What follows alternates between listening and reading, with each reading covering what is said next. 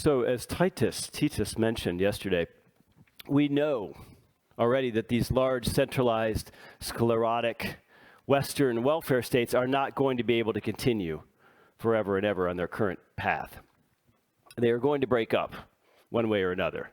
The question is whether we are there ahead of it or whether we're lagging. So perhaps our job this weekend is to think more about how we can identify and coalesce around existing communities, what we might call nations within nations, and to use widely agreed upon existing mechanisms, which we might, for lack of a better term, call common law, to create a future that's better than the current situation we live under. And I would like to add, on a personal note, watching some of the presentations yesterday, we're thinking about building new structures, whether they're physical or legal. We're talking about private governance this weekend. And let's not forget that the original form and most enduring form of private governance is called the family. So you all have to have children, and then you can be king. Although, I'm not sure that I'm king in my own household. So Trey Goff mentioned yesterday, and I've noticed this over the past couple of years, coming from a world of economic theory at the Mises Institute, that when you attend conferences, whether they're Bitcoin related or whether they're startup community related, there's a bias. And I think it's a healthy bias in favor of action over arguing, for building over influencing, for practice over theory. And I think this is all laudable and understandable. It's tied up in this idea of liberty in our lifetimes because we're all frustrated by the statism around us in the West and all of its terrible offspring. We have these wars, we have bad money, we have social division, we have cultural degradation, all these terrible things, and we understandably, we want out. And we want out now, not 100 years from now, within our lifetimes. And I actually saw in response to a tweet that Peter had issued about this event, I saw someone say, this lineup looks pretty interesting, but you got all these thinkers and theorists. What you really need are some architects or some urban planners at this conference. And I thought to myself, that's a fair point. I have to concede. But, architects, you have plans. The carpenters actually have a saying, you've probably heard this, measure twice and cut once. And this is, in some sense, it's related to a Zen koan. There's a famous Zen koan that says something like, speed up by slowing down. And this is the idea that we have to think about what we're doing ahead of time rather than just sort of blundering into it. Maybe this is a good time to rethink our approach now that the private governance movement is several years past its infancy, how to align this movement with the current political, economic, and cultural reality. So parallel as opposed to startup, it means coexisting in harmony with political structures as they currently stand. And I think that's a great word to use. It's very non-threatening. So we use the term private in more than one sense. We talk about private means personal. It means relating to matters in our personal or private lives, which are not public. But we also use it in libertarian circles as this very bright line distinction between state and civil society, between government action and private action. But if we learned anything over the past couple of years with the tech wars, we've seen that distinction is increasingly blurred, unfortunately. Robert Higgs has a term for this. He calls it participatory fascism. So maybe that's what we're living under. But when we're discussing private cities or regions or services or governance, what we're really using private as a synonym for commercial, right? It's commercial. It's like a private business, and we simply mean not governmental. So beyond that, beyond not governmental, I think the model is wide open. And I would suggest today that, like commercial enterprises, we should focus on consumer sovereignty, make the product fit the market, rather than insist that the market conform to the product. So to better understand and to sell, to promote the idea of private governance and not make it scary to people, I think we have to understand it fully ourselves beforehand. And we have to make sure that we have a vision that actually comports with human nature, that aligns with the marketplace. The marketplace is human nature. Economics aren't somehow separate from humanity. So as entrepreneurs in any startup, we're supposed to take the world as it is rather than how we wish it to be. So that means that the market potentially for private governance is not just perpetual travelers. It's not just expats. It's not just Bitcoin aficionados. It's not just seasetters or people who want to live in Singapore or Dubai. I think we have to be selling community. In other words, competent local services from competent local providers, good schools, low crime, clean and safe streets, nice parks, the nuts and bolts of what actually make a community a good thing, a good place to raise a family, as the saying goes. So I also suggest an appeal to at least the better angels among some of the nationalist and breakaway movements which are happening right now all over the world in places like Catalan. So the kind of natural communities that Rahim mentioned yesterday, they exist everywhere. They exist already. They may not be libertarian in outlook, but that's okay. All we ask for is private entities. We have private enemies. Private entities which don't aggress against anyone. They can be as socialist, as communist internally as they care to be. So the idea is not only to start up, but to identify and coalesce around something that already exists. There's lessons out there, as Rahim mentioned, from everything from the Amish to the Mennonites in America, to the cultural, ethnic, linguistic identifications like the Catalans or even the Welsh in the UK. We have all kinds of corporations and fraternal associations. We can even look at things like private country clubs and gated communities. And in the United States, we call them HOAs, homeowners associations. Anyone seeking to unyoke themselves from their centralized and failing political rulers, I think, is a possible model going forward. So to sell parallel structures, I think you start with things that are comfortable to people, things that people understand and identify with. So we identify them in nascent form. Because if we don't do that, there is a dystopian vision, I think, that the average person has when they think about private governance. And what's so interesting is people don't much care if you say, well, the Royal Trust in the UK is going to be governed privately, or that Google and Twitter have private governance, or that the Roman Catholic Church has private governance, or that Real Madrid has private governance. People are pretty comfortable with this idea. But when you start talking about privatizing even their local city or municipal government, they get very nervous. This is interesting to me. And so I think we have to play devil's advocate and understand that. So Neil Stephenson wrote this fantastic book. I recommend it to all of you in 1992. So he was very prescient writing this book. It's called Snow Crash. And it really sets out kind of a dystopian vision of a future United States where everything's privatized. And this is the result not of something happy like we would like to see happen, natural evolution, but no, it's because of an economic collapse in the United States. So the mainstay of the book takes place in Los Angeles. So it's still called Los Angeles. And there are still remnants of the U.S. federal government. For example, very deliciously, the CIA and the Library of Congress, where all the information is, have merged and become a private entity. Out there operating, which is kind of what they are now. They don't seem to have any rules. So in Snow Crash, Neil Stephenson is almost one of us. In other words, there's a little sarcasm. He's a little cheeky in this book. And you can tell he has some sympathy for the anarcho-capitalist model. And he's even credited with being the original founder of the term metaverse.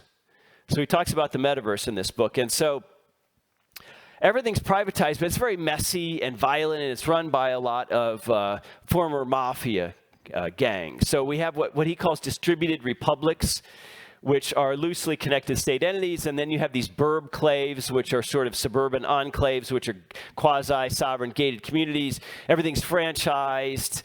The metaverse is kind of the sandbox where you go. But even in the metaverse, everything's privatized. Everything's status conscious. Everything is still hierarchical. So the metaverse isn't this sort of happy kumbaya place either. And so the protagonist in the story, Hero, is a pizza delivery driver. But pizza delivery is now privatized, and it's run by the mafia. So it's called Costa Nostra Pizza. And we know this pretty early on because at the beginning of the book, he's a little late with one of his deliveries.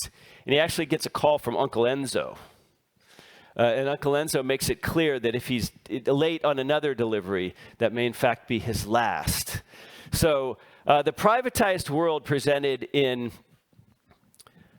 Snow Crash is not the one we want. If we're trying to sell private governance, we don't want it to appear that every human action every human interaction within this kind of situation, this kind of privatized capitalist world, will be mercenary and transactional and ugly. That's not the way to sell private governance. And of course, that's not the way things are in reality. Within the family, within Real Madrid, within the Roman Catholic Church, things are not mercenary and transactional and ugly. But nonetheless, the public has this idea.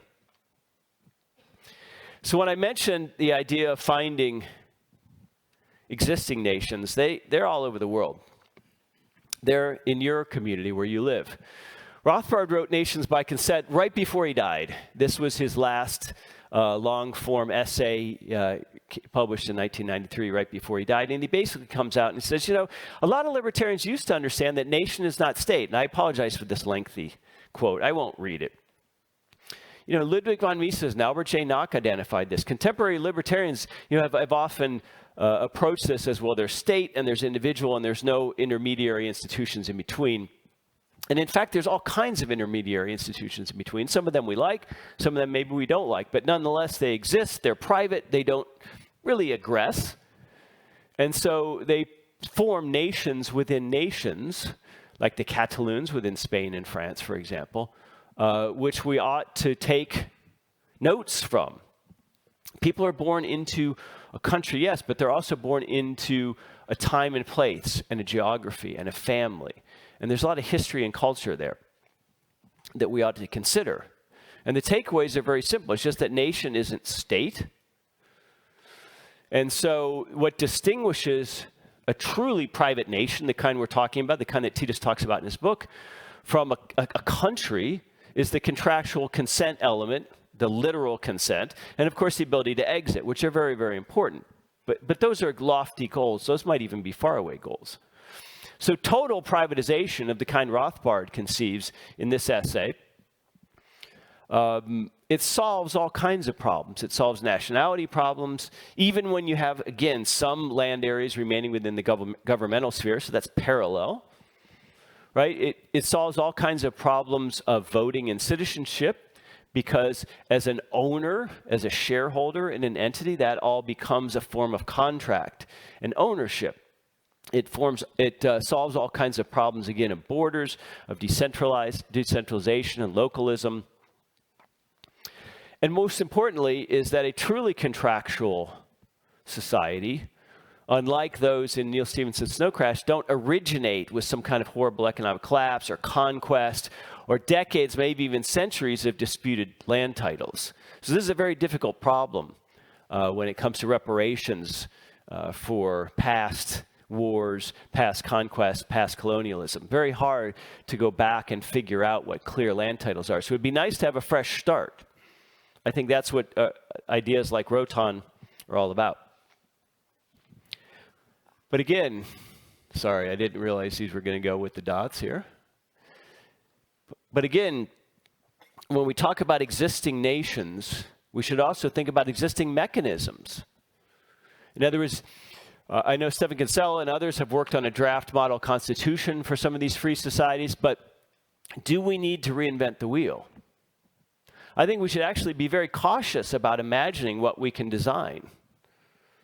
That we have to let things evolve in a spontaneous manner. This is, of course, what not only the lesson of Hayek, but the lesson of countless entrepreneurs who are finding their way in the marketplace every day. If you begin to think of a free society or a startup society or a private society as an entrepreneurial capitalist endeavor in the marketplace, you start to think of it entrepreneurially, then the whole focus changes from governance to serving the customer.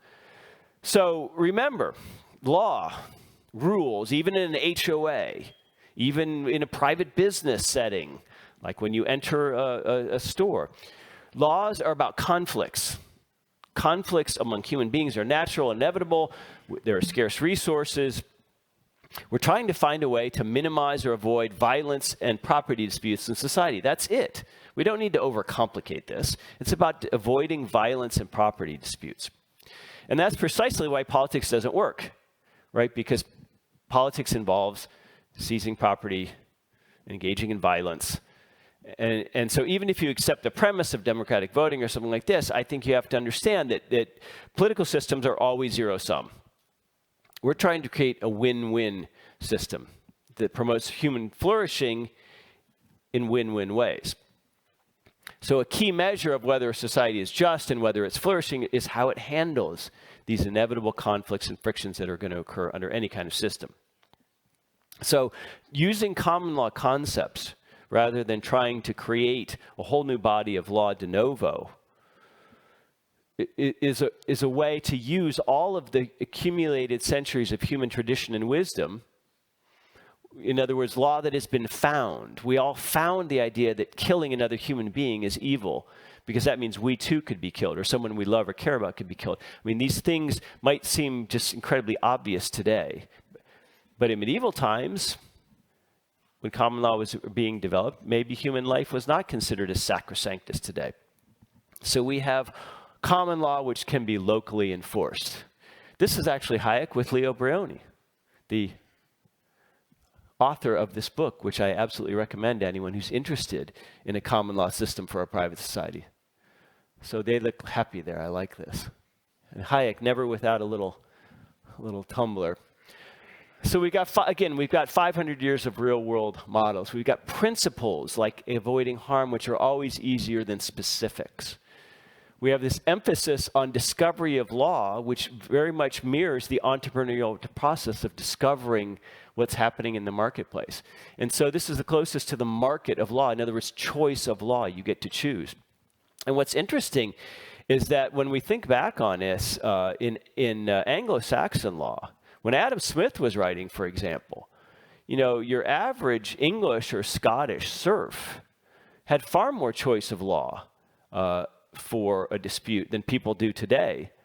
You know, back in Adam Smith's time, a party could choose, he could use the local courts, he could choose the courts of chancery, the manorial courts, the ecclesiastical courts relating to the church, the merchant courts, even common law venues. So isn't that something that a serf in Adam Smith's time, just a common peasant in England or Scotland, had more choice of law than we do in the West today, where we're forced into a monopolistic system. So when you've got adjudication of disputes set out ahead of time, then that tends to reduce frictions because people know the outcomes. This is when you agree, for example, to arbitration in a contract. And the best thing about common law, perhaps the most important, is it reflects the absolutely most localized temporal elements of what's happening on the ground, and therefore you get a better and more exact form of justice under a common law model. 500 years ago, in those medieval times, or even a couple hundred years ago in the American West, if you stole a man's horse, you may well be resigning him to death because he may be out in the desert away from food and water or hunting, and that horse was literally his mode of transport. Whereas you steal a man's, and so the death penalty or whipping was often the common law remedy for stealing a man's horse. Today, you steal someone's horse, well, okay, he probably has a car, and you're not resigning him to death. We don't whip anyone, and there's probably some insurance involved and maybe the police. So the idea of common law as the way to figure out disputes under any sort of private system, I think is not only effective, but is time-honored and time-tested. I just have a minute left, so I'd like to leave you with this, is that I think Westerners have an inherent bias, like anyone does, for inertia. They have a bias towards what exists. They have a bias towards what is familiar. They have a bias towards what is customary. And they have a bias towards what's easy. And change is always very, very difficult. It's very, very hard. And there are reasons, I think, implicit in our biology and our evolution that make this so. So I would argue that when you're designing parallel structures, emphasize the parallel. Parallel means voluntary. It means coexisting peacefully. It means opting out. It doesn't threaten people who want to stay with the dollar or the euro, or they want to stay with this terrible criminal justice system in America, or whatever they're wedded to. As I think was mentioned yesterday, we don't need to change them, but we do need to find a way to sell them something better, and even if all we're selling them is leaving us alone. Thank you very much.